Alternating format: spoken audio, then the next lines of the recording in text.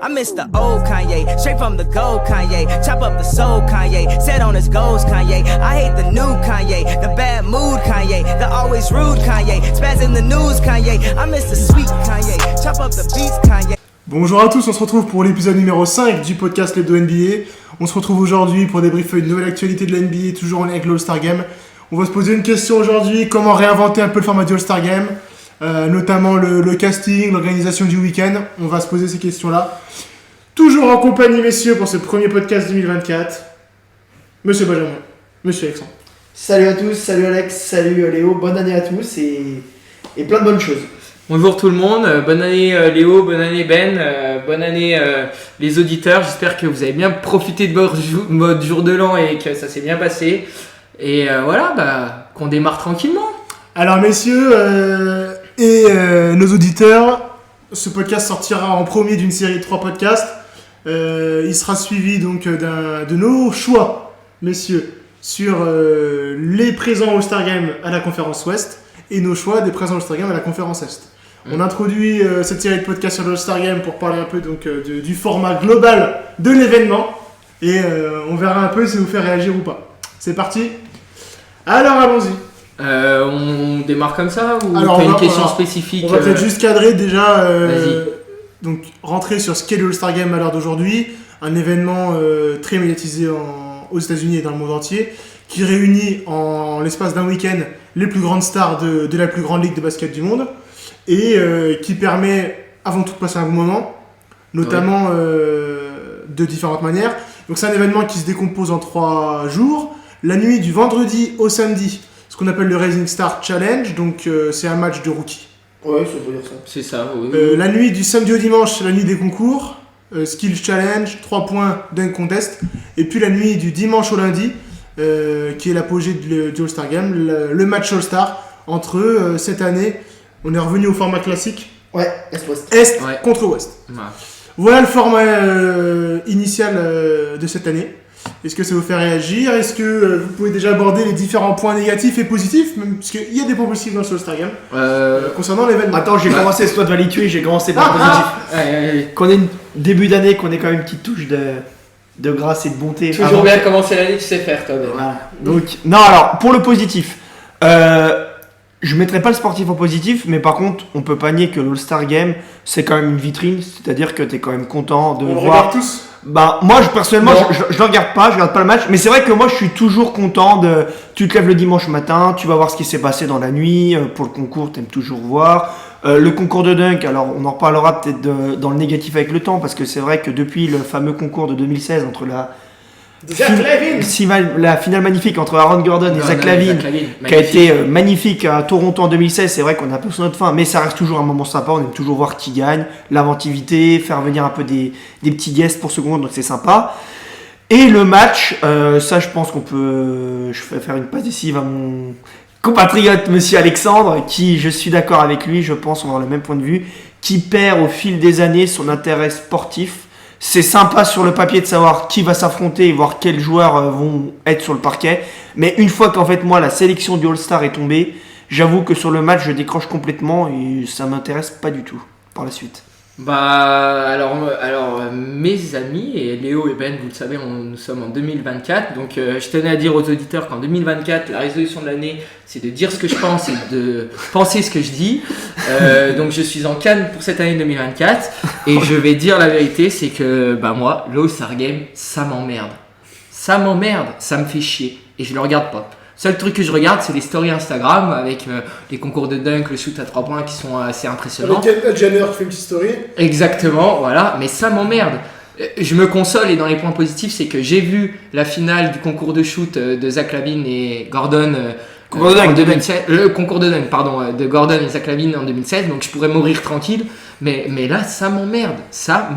Je trouve ça inutile au possible. Franchement, je serais eux, je le ferais même plus. En fait, ça m'emmerde. Alors, je donnerai les justifications après plus tard, mais ça m'emmerde. Et donner les solutions. Je trouve que c'est un acte purement médiatique, purement commercial, et qui est en train de perdre de sa valeur parce que ça emmerde tout le monde. En fait, c'est du vu et du revu. Et au bout d'un moment, quand ça fait tant d'années que ça bouge pas, bah au bout d'un moment ça Alors, t'emmerde. ils Et ont pour essayé- moi ils il ont faut essayé du de- renouveau ils et ont j'ai essayé. plusieurs possibilités, mais là il faut du nouveau, les gens ils en peuvent plus. Alors- Écoutez-les, ils en peuvent plus. Ils ont essayé de le faire bouger, ils ont essayé de passer sur... c'est l'équipe qui gagne au score cumulé au dernier quart-temps, celui qui arrive au score pile, au juste score, pour l'association caritative, les tirages au sort des équipes avec 2 capitaines d'équipe. Moi je trouve que cette année, je suis un petit peu plus satisfait de ce qui va se passer par rapport aux années précédentes. Pourquoi ? Je reste un puriste, Oh là. oui et non du All-Star Game, mais un puriste en tout cas de l'édition Est-Ouest. Oh. Où on a des mecs de l'Est Oh. et des mecs de l'Ouest qui s'affrontent pour savoir quelle est la meilleure conférence. Et je pense que c'est, Ouais, mais- au final, dans tous les formats du All-Star Game, le format qui marche le plus, ça reste celui-ci. Ouais, mais pour moi, je suis pas d'accord parce que je pense que avant, tu vois, dans les années 90, 80, je pense que tu avais vraiment cette idée de. Les gars, ils avaient, tu vois, de la fierté et de dire c'est ma conférence qui gagne contre l'autre. Maintenant, j'ai vraiment, et je suis d'accord avec Alex, j'ai vraiment le sentiment que les gars, excuse-moi d'être vulgaire, ils en ont plus rien à foutre. Genre, ils viennent juste comme s'ils allaient en vacances à Disneyland un week-end entre copains. Ils font la fête, ils s'en fichent complètement. Et moi, ce qui me saoule, c'est que le match, honnêtement, mais c'est. En fait, c'est nul. Il y a pas d'intensité, c'est pas un match. C'est juste, je te donne la balle, bon, je t'envoie un petit truc en l'air. Alors après, bien sûr, je demande pas qu'il joue, qu'il se défonce pour que un joueur se pète. Mais pour moi, à l'heure actuelle, le All-Star Game, c'est, comme tu as dit, une vitrine commerciale. Regardez, vous voulez suivre la NBA, on a le produit LeBron James, le produit Stephen Curry, le produit Giannis, le produit Embiid. Regardez, voilà, c'est sympa et tout, mais ça va pas plus loin, quoi. Après, tu vois, Mais Il y a pas d'enjeu, il y a rien. Mais- Le match, il y a aucun enjeu. Il y a aucun enjeu. pour reprendre tes propos sur l'intensité du match, je sais pas si c'est les blessures ou pas qui guident ce qui se passe dans le match. J'avais écouté le podcast, Non, mais c'est pas un match. le podcast NBA Extra qui en parlait, et je trouvais que c'était assez juste. Jacques Monclar qui disait que les blessures, souvent, elles arrivent justement quand on joue pas à 100% et quand on n'est pas engagé à 100% dans un match. Les blessures, elles arrivent quand on fait attention. Il avait Les défendu blessures- cette idée, et pour le coup, je trouve que ce qui est dommage dans l'All-Star Game, c'est qu'en fait, on a l'impression qu'il n'y a plus d'enjeu. C'est-à-dire que c'est pas qu'il a les joueurs- Les joueurs ne se battent plus pour rien. Ah bah clairement. Et c'est ce qui pose problème. T'as totalement raison, et Jacques il a totalement raison, c'est que tu te blesses quand t'es pas concentré. Et quand t'es à pleine intensité, tu te blesses. Quand t'es pas à pleine intensité, quand tu t'es à pleine intensité, tu te blesses pas. Quand t'es pas à pleine intensité, tu te blesses. Moi la question que je me pose, c'est à quoi ça sert ? À part à faire vendre des maillots, à part à faire vendre des places, à part à faire vendre des pop-corn, Ah, mais à quoi ça sert ? pour nous, peut-être à rien. Mais en tout cas, pour la NBA, la preuve en est que s'ils continuent le format, c'est que ça doit leur rapporter quand même de l'argent. Ben oui, ça leur apporte de l'argent, mais ça sert à rien. C'est-à-dire que est-ce qu'on parle maintenant des solutions ou on est encore sur la critique on peut aborder les on solutions. peut aborder, mais moi, quand Ben il me dit en face, et il a totalement raison, hein, quand il dit il n'y a pas d'enjeu, il n'y a pas d'intensité, il n'y a rien, c'est même pas un match de basket, moi j'ai envie de dire, même les mini-poussins que j'ai coachés il y a 10 ans, même les mini-poussins faisaient mieux. Donc moi ça m'afflige. Moi j'ai une image, alors oui ça fait rire, oui ça fait chaud, mais quand tu vois un Stephen Curry s'allonger dans la raquette pour que le mec lui donne dessus, mais où ça va? Ça rime à quoi? Alors oui c'est drôle, et j'adore Stephen Curry plus que tout, c'est un de mes idoles, mais ça rime à quoi? C'est plus un match de basket. Tu l'as très justement dit avant, à l'époque c'était des joueurs qui voulaient porter la fierté de la conférence, et ça se battait. Maintenant, vu que les joueurs ils ont déjà même plus de respect pour leur équipe, puisque on va pas se mentir, maintenant c'est que l'argent qui compte. Donc ils ont plus de respect pour le maillot, ils ont plus l'amour du maillot, ou ils l'ont moins. On va être moins catégorique. Ils ont encore moins le respect de la conférence. Donc qu'est-ce que tu veux faire, une conférence ouest ou une conférence est? Et moi, ce qui me dérange de l'All-Star Game, c'est le planning, le temps. C'est du vu et revu sur 3 jours. Je trouve que c'est trop long et tu perds un peu le fil. Après, ils peuvent difficilement faire plus court. Après, en France, regarde. En France, exactement. Là,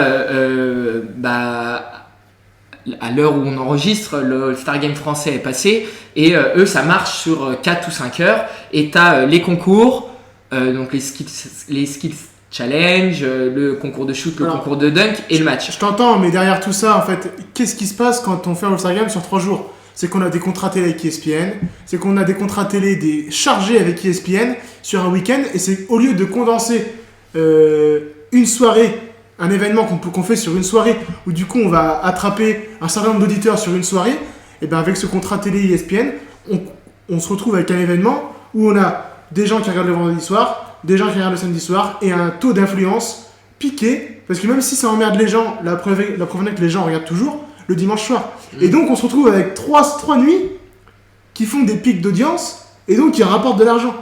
Mais je peux te répondre, je suis d'accord avec toi. Alors là, c'est ce qui m'attriste dans le monde d'aujourd'hui, et je vais ouvrir pour vous deux après sur les solutions. Mais moi, ce qui m'attriste, voilà, c'est que toutes les conversations dans le sport, dans la société, même plus large, et je pense que les auditeurs seront d'accord, c'est, avant de penser à l'événement lui-même, c'est qu'est-ce que ça rapporte. Et en fait, moi, ça me dérange, parce que avant de penser à qu'est-ce que ça rapporte, c'est déjà faire plaisir aux gens. Je te parle pas de l'aspect financier, je te parle de faire plaisir aux gens. Et les gens, ce qu'ils aiment, c'est quand il y a du show et quand il y a de l'intensité. Donc oui, tu as raison sur l'aspect financier, moi, ça me dérange. Après, si on parle des solutions, donc moi j'ai plusieurs idées et je vais les évoquer, et comme ça vous rebondirez après tous les deux et je vous laisserai la parole. Déjà, moi je condenserais sur 2 jours. Je condenserais une première journée sur le match des rookies et l'autre jour condenser sur 4 heures, faire tous les concours et le match. Moi ça serait la solution. Je trouve que garder sur 2 jours pour le match de rookie c'est intéressant, mais tout condenser en une soirée, je pense que le système français là-dessus est plutôt pas mal, puisque tu arrives à tenir en haleine les gens, et 4 heures ça passe vite quand tu es devant du basket et que tu vois des concours et que ça n'arrête jamais, ça passe vite. Et je pense que même pour les joueurs, je trouve que c'est bien parce qu'au moins ils sont dans la mouvance pendant 4 heures et ils n'ont pas à se déconnecter, revenir, regarder. Voilà. Je pense que déjà en solution, ce serait condensé sur 2 jours. Maintenant, concours de skill challenge, concours de shoot à 3 points, concours de dunk, totalement pour. Alors différentes formes, hein. Soit tu le fais à la mi-temps, soit tu le fais au quart-temps, soit tu le fais avant, soit tu le fais après. Ça me dérange pas. Mais pour moi, faut le faire parce que c'est un événement grandiose et je préfère regarder ça que regarder le match en lui-même. Voilà. La nuit du samedi, c'est la principale attraction du week-end. Ben voilà, exactement. Et tu vois des athlètes et c'est magnifique, donc ça faut le garder. Maintenant, si on parle du match en lui-même, je trouve déjà, ça c'est mon point de vue personnel, je trouve déjà qu'il y a un fossé entre la conférence Est et la conférence Ouest sur le talent pur et dur des joueurs et sur la renommée des joueurs. Pour moi, il y a beaucoup de stars à l'Ouest, beaucoup moins à l'Est. Et je te parle pas forcément de niveau, puisque comme on disait, le match est biaisé, donc on ne peut pas réellement savoir. Mais pour moi, il y a plus de superstars à l'Ouest qu'à l'Est, donc déjà là, ça me dérange. Maintenant, si on suit l'actualité, je vous ai dit, on s'emmerde parce que c'est du vu et revu. Il y a un truc qui m'intéresserait, moi, en tant que sportif et comme tu as dit, d'admirateur FIBA, c'est qu'on voit émerger en NBA beaucoup de talents européens. Jokic, Doncic, Wembanyama, Giannis, tous ces joueurs-là, c'est des joueurs qui explosent et qui sont étrangers. Et tu as toujours des joueurs américains qui sont très forts. On se pose toujours la question et le dilemme, oui, est-ce que les équipes d'Europe, est-ce que les équipes d'Euroleague peuvent gagner les joueurs américains ? On se pose cette question-là. On se pose encore des questions encore pires sur les fenêtres internationales où on se dit putain, les Américains n'arrivent plus à gagner, les équipes européennes sont plus fortes. Et si on regarde les débats, le basket fait jamais autant débat sur les fenêtres internationales puisqu'on attend que ces événements-là. Là, et Léo et les auditeurs et Ben, on est tous pareils, on attend quoi ? Les JO de 2024 pour savoir s'ils vont sortir la grosse armada des États-Unis et voir s'ils peuvent réellement concurrencer les autres équipes ou pas. On le sait pas, mais c'est ce qu'on attend. Donc moi, franchement, je serais tenté de dire, pour mettre du renouveau, de faire une équipe étrangère contre une équipe américaine. Alors le biais de cette équipe-là, c'est que tu as plein de joueurs américains puisqu'il y a un vivier de bons joueurs américains qui ne seront pas pris, mais bon, c'est la dure loi du sport et tu prends les meilleurs, et de sélectionner les plus forts étrangers et de faire un match étranger-américain. Et là, au moins, tu auras une réelle intention de jeu, quitte à ce qu'on puisse mettre un bénéfice de points sur le championnat, sur certaines équipes, ou voir après, ça, je sais pas. Non, je sais pas, c'est trop... Mais voir pour mettre un petit peu d'enjeu, et je pense que les gens, ils seraient passionnés parce que tu aurais toujours les superstars et là tu aurais un réel enjeu. Je pense que pour moi le renouveau peut être ça et tu aurais une volonté propre de montrer que les étrangers sont plus forts que les Américains et que les Américains sont plus forts que les étrangers. Et je pense que ça peut redonner une dimension au All-Star Game. Voilà. Moi je te rejoins là-dessus. Pour moi en fait il y a 2 solutions. Il y en a une que j'aimerais vraiment qui se produise et l'autre qui pourrait marcher, mais je trouve que éthiquement parlant ça me dérangerait. Celle que j'aimerais pas qui se produise, ça va être comme a été fait pour le Instant Tournament, tu mets une prime. Par exemple, tu mets, je sais pas, 500 000 euros, 1 million de primes pour l'équipe qui gagne. Ouais. Donc là, ça me fait chier parce que c'est déjà des multimillionnaires qui vont Ouais, je jouer. suis d'accord. Donc je me dis, ils ont pas forcément d'avoir plus, mais je pense que ça peut être un facteur, l'argent, qui peut pousser certains joueurs à un peu se dépasser et un petit peu aller dans l'effort. La deuxième solution, et moi je suis à 100% d'accord avec toi, on voit c'est ce qui se passe en France et ça marche très bien parce que tu as toujours tous les ans la volonté de montrer qu'en championnat de France, les Français ils sont là et les étrangers veulent montrer qu'ils sont là, ça marche. Et je pense que cette solution-là, il y a 4-5 ans, ça n'était pas possible parce qu'ils ont été trop tronqués. À l'heure actuelle, quand tu vois Embiid étranger, Pascal Siakam étranger, Giannis étranger, Doncic étranger, Gilgeous-Alexander canadien étranger, Jamal Murray étranger, Sabonis étranger, Jokic étranger, Karl Anthony Towns c'est de la République dominicaine, Voilà. donc pareil, tu as des étrangers. Je pense qu'à l'heure actuelle, les étrangers sont en train de monter. Je peux encore parler de Victor, de Josh Giddey, donc ces jeunes joueurs-là, Alperen Şengün qui est turc qui est en train de monter. Ouais, tu as un c'est vrai. vivier d'étrangers qui vont devenir dominants et majeurs dans la ligue. Je pense que sincèrement, ce qui pourrait vraiment challenger, et Alexandre, je suis d'accord à 100% avec toi, je pense que les Américains, dans leur fierté, où depuis plusieurs années, tu commences à avoir le refrain, ils sont moins bons, ils gagneraient peut-être moins, ils sont moins dominants. Avant avec Jordan, c'était meilleur, il y a une meilleure génération, C'est etc. Je pense que sincèrement, si tu fais un premier All-Star Game, tu fais Team Monde contre Team USA, si la Team Monde, ils tapent les États-Unis, mais sur le point Ça All-Star ferait Game, la mais je suis sûr que sur l'année d'après, les mecs, ils vont être pendus comme des pendules et ça pourra faire quelque chose. Alors, si je peux compléter, donc ce format-là, Monde USA, il est intéressant. Alors, j'aimais deux. Alors, j'ai une troisième solution, je vous l'expliquerai après. Mais ce format-là, j'ai mis deux pastilles dessus. La première, c'est que je reste quand même intimement persuadé qu'il y a beaucoup plus de joueurs américains qui sont meilleurs actuellement dans la ligue que de joueurs étrangers. Bah ça c'est sûr. La deuxième, c'est que je suis pas 100% sûr qu'en faisant ce format-là, les mecs vont se dépasser pour battre l'adversaire. Ah moi je pense que Ça, je suis pas d'accord. Moi, Ça, je suis pas d'accord. Imagine La si solution- qui bat Team USA chez eux. La troisième solution que j'ai lue, puisque je lis un peu en anglais maintenant, Oh et Dylan, elle me tu paraît, Dylan. ça me paraît être la meilleure solution pour engager les joueurs dans un enjeu sportif et une intensité maximale. Sur ce format Est-Ouest, la conférence qui gagne le match donne un avantage de terrain en play-off à toutes les équipes de sa conférence. Ah mais c'est que du coup ça marche juste pour les finales NBA en fait. Ouais. Parce qu'au final ça croise pas. C'est qu'en gros c'est juste en gros le mec qui arrive en finale NBA il a l'avantage du terrain quoi. C'est ça. Ou alors sur l'intégralité des play-offs. Oui mais les playoffs c'est Est-Ouest. C'est Est d'un côté, Ouest de l'autre. C'est vrai. Donc oui, mais au final c'est qu'en gros ça profite qu'il y a une seule équipe. L'idée C'est est ça. pas bête, mais c'est qu'en gros si tu fais ça, ça veut dire que tu repenses complètement. Et ça c'est aussi quelque chose qui m'interroge parce que là je trouve que c'est bien l'All-Star Game s'ouvre des portes. Je suis d'accord avec ce que tu as dit en début. Je trouve que alors cette année c'est particulier. Je trouve qu'on a les meilleures équipes à l'Est. T'as genre Boston Milwaukee Ouais. à l'Est, mais je trouve que la conférence Ouest est plus homogène Individuel. et collectivement est C'est meilleure. ça. Moi, si on va sur ce format-là, je suis d'accord, mais par contre, on dit la NBA, on met un grand coup de tronçonneuse dans ce qui s'est fait depuis des dizaines d'années, et on se dit maintenant les playoffs, on croise. C'est-à-dire que le premier de l'Est, il affronte le 8e de l'Ouest, le deuxième, et tu croises comme ça, et tu fais des playoffs Est-Ouest. Ouais, mais je pense que tu peux pas le faire actuellement parce que t'as un trop gros écart entre les équipes de l'Est. Ouais, mais et moi, les je suis équipes pas de l'Ouest. d'accord. Mais tu ça. vois, Honnêtement, je suis pas d'accord avec ça. Moi, tu vois, Si on prend à trouve l'heure que- actuelle les 8 et 8, on va regarder. Là, à l'heure Et si actuelle, regarde Orlando. Orlando, ça se fait taper par OKC, ça se fait taper par Denver, ça se fait taper par les Kings, ça se fait taper tout dépend par, en saison. par les Clippers. À voir, je sais pas. Tu veux, je le laisse sous les yeux. Ah ouais. Classement à l'Est. Boston, Milwaukee, Phila, Orlando, Miami, Cleveland, Indiana, New York.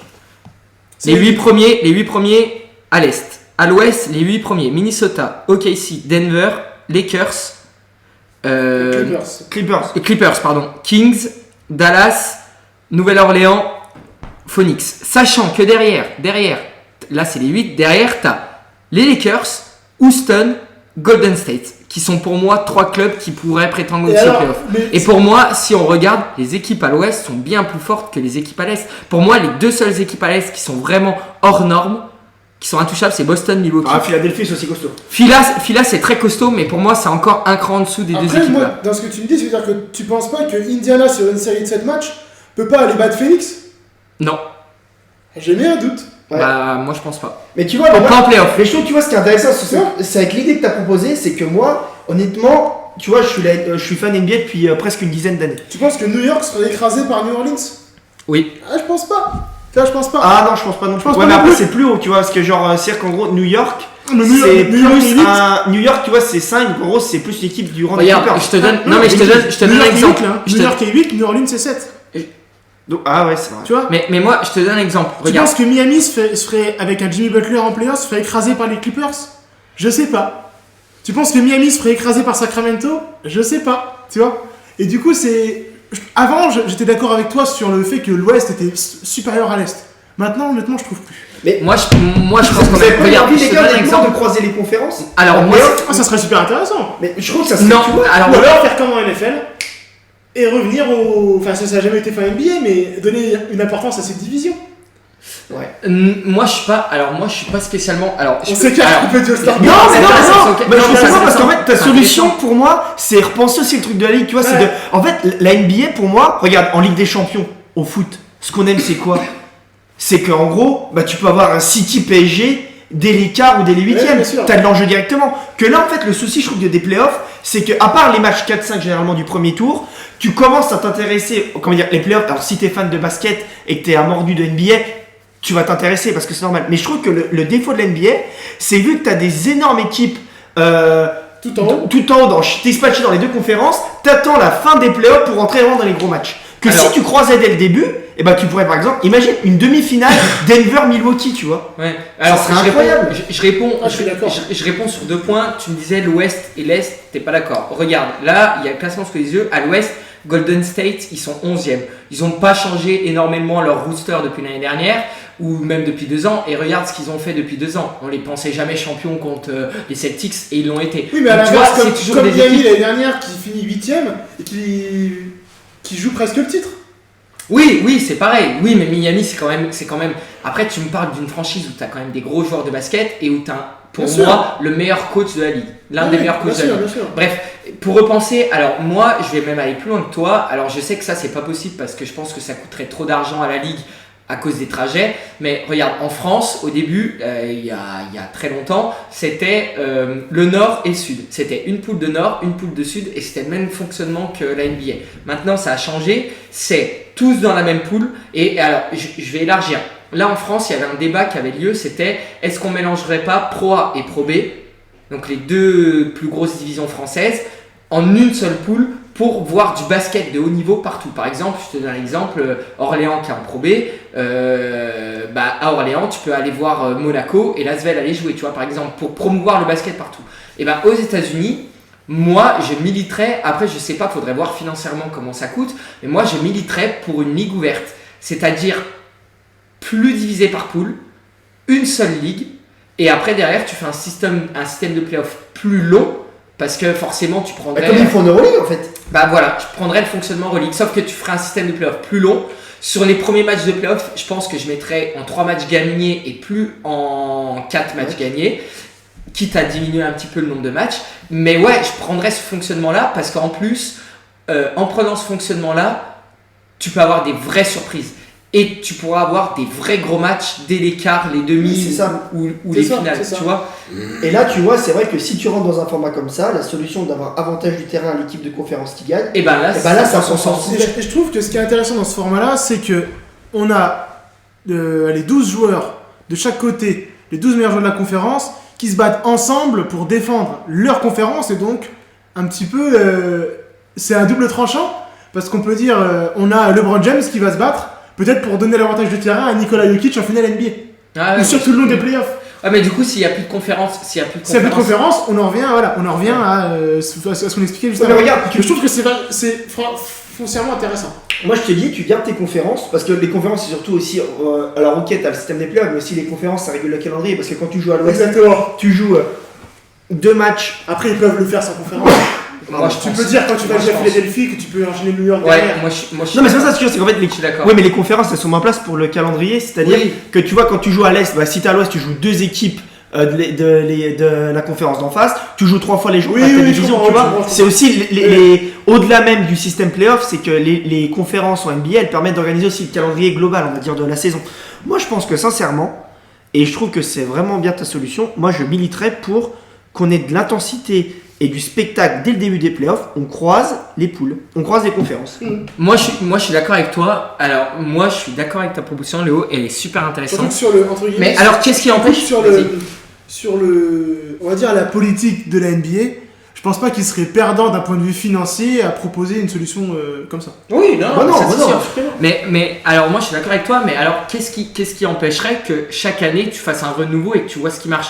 Parce que moi, je reste. Alors, ça, c'est super intéressant et je suis d'accord avec toi. Mais je trouve et je reste personnellement et intimement persuadé que les gens aujourd'hui veulent avoir une réponse entre est-ce que les joueurs étrangers qui arrivent sont plus forts que les joueurs américains. Je te donne un exemple. Pour moi, tu as raison, et Ben aussi tu as raison, quand tu dis il y a un plus gros vivier américain. Il y a sur une échelle de 100 joueurs, tu vas avoir 100 meilleurs joueurs américains que 100 meilleurs joueurs étrangers. Mais le problème, c'est que sur une échelle de 10 ou même de 12, Ah, ça se réduit les gars.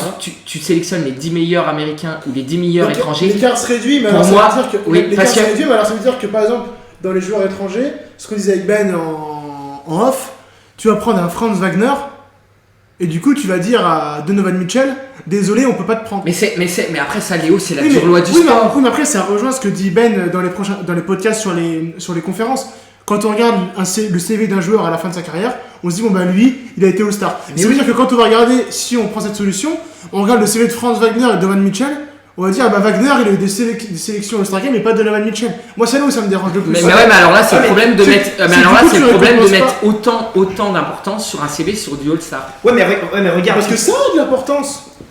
Ça récompense le All-Star Game, l'essence du All-Star Game c'est de récompenser les meilleurs joueurs. Ouais, mais alors tu récompenses les 10 meilleurs étrangers, tu récompenses les 10 meilleurs américains. Ouais, Mais là, il a cité l'équipe de 10. Pour moi, l'équipe de 10 que tu as citée, je te le dis honnêtement, pour moi aujourd'hui, ils battent l'équipe de 10 américaine. Surtout qu'il y a un facteur qu'on n'a pas cité, c'est que les 10 étrangers sont principalement des jeunes qui arrivent et qui montent en puissance, et les 10 américains Ouais, ils qu'on sont cite, vieillissants. c'est des vieillissants. Peut-être. Même si les Alors, Américains, certains Américains arrivent en puissance, c'est vieillissant. On va Et dire pour que moi, j'ai un dernier peut-être contre-argument à ce que tu dis. Au final, on reste dans une confrontation comme l'ancienne forme Est-Ouest. Et est-ce qu'à long terme, dans 10 ans, cette confrontation monde et USA, elle aura autant de valeur? mais c'est pour ça que je te dis, et là c'est pour ça, et je te l'ai dit avant sur mon propos, c'est pour ça que moi je dis pas que c'est la solution miracle, je dis qu'il faut l'essayer parce que dans la mouvance actuelle c'est Oui, ce je que suis les gens d'accord. C'est pensent. pas une innovation. Voilà. Et après par contre je pense que dans le long terme Mais c'est dans c'est les cartons, pareil, ils en ça parlent, va hein. être chiant, et venir à ta proposition peut être très intéressante. Je pense qu'il faut s'adapter à la mouvance actuelle. Et la mouvance actuelle, avec ce qui Ouais, passe t'as dans les raison. fenêtres Ouais, parce que- internationales. Après, tu vois, il y a un truc où tu as complètement raison, c'est que si on raisonne en termes de gros effectifs, 100 joueurs, je suis d'accord que c'est par Voilà. exemple pour les Américains. Là, si on reprend ce qu'on avait dit pour le All-Star Game, à l'Ouest, on a mis chacun 3 étrangers dans le 5 de départ à l'Ouest, on a mis Shai Gilgeous-Alexander canadien, on a mis Doncic Jokic. et on a mis Jokic. Jokic L'autre et, côté, il y en a deux. Il y a Yanis. Non, Et il y a qu'un Embiid. du coup sur Embiid. Et du coup, au final, ça fait quand même sur 10 joueurs, si on fait le calcul des 2-5, on a 50% des joueurs qui sont étrangers sur les deux conférences. Donc au final, déjà juste si tu prends les 5 titulaires, bah il y a déjà match quoi. Donc c'est pour ça que moi honnêtement, je pense que, comme dit Alex très justement, je pense qu'à l'heure actuelle dans le basket américain et surtout mondial, il y a cette volonté de savoir est-ce que les États-Unis ont encore le monopole, et les médias américains ils n'ont pas du tout été tendres avec l'équipe nationale quand ils ont gagné la Coupe du Monde. Hein. Oui, j'ai vu. Honnêtement, il y a plusieurs quotidiens outre-Atlantique qui avaient vraiment mis en lumière le fait est-ce que c'est la décadence du basket américain, est-ce que c'est la fin de l'hégémonie, est-ce que la domination de Barcelone 92 avec la Dream Team, c'est un souvenir qui arrivera plus jamais et que c'est terminé.